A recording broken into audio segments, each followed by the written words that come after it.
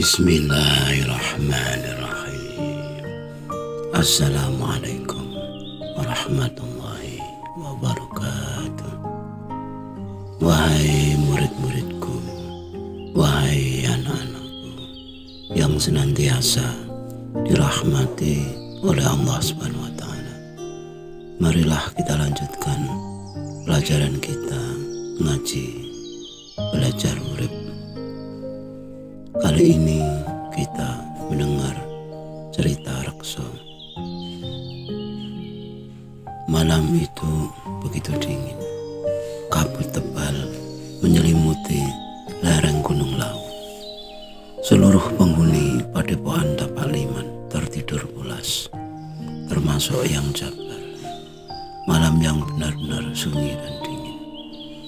Tiba-tiba terdengar suara nafas terengah-engah, tersengal-sengal dan tidak teratur. Suara itu datang dari kamar nomor 1 di antara 5 deretan kamar. Kamar itu ada di ujung sebelah selatan, kamarnya Rekso.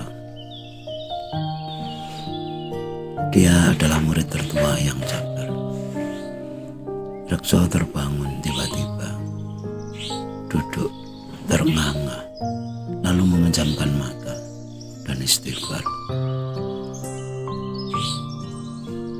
Beberapa hari terakhir ini, Rekso tak bisa tidur nyenyak. Dia selalu terbangun ketika baru beberapa saat tertidur. Dia selalu teringat gurunya yang Jabar. Suaranya terdengar terngiang-ngiang. Bagaimana mungkin manusia tidak pernah memuji Tuhannya? Dia itu manusia atau bukan? Komentar itu muncul setelah yang Jabar bertanya kepadanya, "Seberapa sering kamu memuji Tuhanmu?" Dengan jujur, Rekso menjawab sambil menunjukkan 3 jarinya, yang artinya tidak lebih dari 3 kali sehari. Meskipun sholatnya minimal 5 kali, namun tidak setiap sholat dia ingat kepada Tuhannya. Padahal perintah sholat itu untuk mengingat Tuhan. Bagaimana mungkin suara yang Jabar terdengar meninggi? Bagaimana mungkin manusia tidak ingat kepada Tuhannya, apalagi memujinya? Manusia atau bukan? Tiap malam suara itu selalu terdengar ketika Rekso terbangun dan terduduk terengah-engah. Rekso duduk bersila, mengatur pernapasan, menenangkan diri. Dalam hati dia beristighfar. Hampir setengah jam Rekso hanya diam. Tiba-tiba terdengar suara dari dalam hatinya. "Tuhan, benarkah aku ini hamba-Mu? Bagaimana mungkin aku tidak ingat kepadamu? Bukankah jiwaku adalah bagian dari dirimu? Bukankah kau lebih dekat denganku daripada urat leherku? Bagaimana bisa aku melupakanmu? Bukankah kau selalu bersamaku? Aku hidup karenamu, aku mendengar karenamu, aku melihat karenamu, aku bicara karenamu. Bagaimana bisa, bagaimana mungkin aku memuji wajah rupawan daripada memuji mata yang telah kugunakan untuk melihat? Bagaimana bisa aku memuji makanan lezat, melupakan lidah pemberianmu? Bagaimana bisa aku memuji suara merdu tanpa teringat telinga pemberianmu? Bagaimana bisa aku tidak memujimu? Adakah yang lebih terpuji darimu?" Rekso terdiam dan terdiam. Dia menarik napas panjang. Suara itu berhenti sesaat. Malam yang sepi terasa lebih sepi.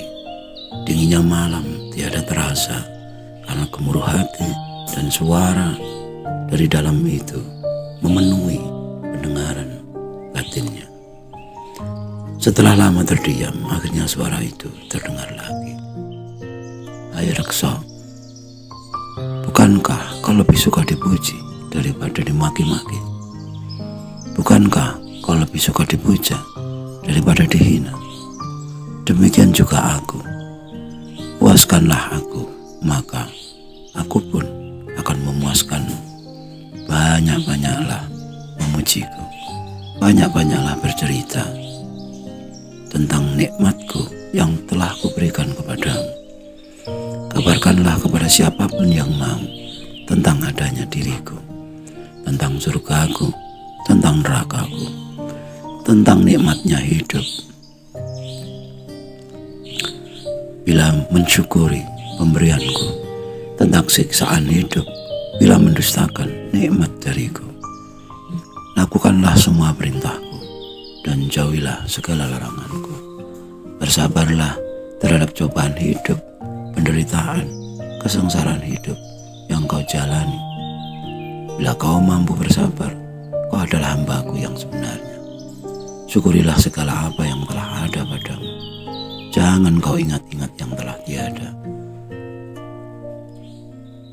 Jangan kau harap-harapkan apa yang belum ada. Yakinilah bahwa Tuhanmu adalah Tuhan yang baik hati. Semua yang kau alami semata-mata hanya untuk kebaikanmu. Aku selalu bersamamu selama kau selalu ingat kepadaku. Jangan kau hiraukan siapapun, jangan kau hiraukan apapun yang menghalangi jalanmu kepadaku. Gunakanlah lisanmu untuk memuji namaku. Gunakanlah pikiranmu untuk memikirkan ciptaanku. Gunakanlah perasaanmu untuk merasakan adanya diriku. Berbuatlah sebagaimana aku suruh kau berbuat. Sebab hanya karena akulah engkau hidup. Sudah selayaknya hidupmu kau persembahkan kepadaku. Janganlah ragu, aku selalu bersamamu selama kau ingat kepadaku. Reksa masih duduk terdiam, sementara suara-suara itu terus terdengar. Suara yang begitu merdu, syahdu, dan terasa begitu agung. Suara yang tidak pernah dia dengar sebelum-sebelumnya.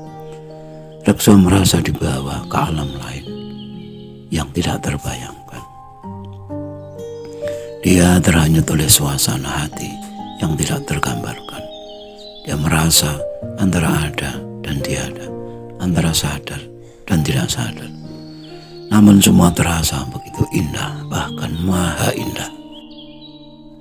Tanpa terasa bibirnya tersenyum, damai dalam hatinya, tenang dalam pikirannya. Dia betul-betul terhanyut oleh suasana. Wajahnya tampak berseri. Hingga tiba-tiba dia terdengar oleh suara adzan.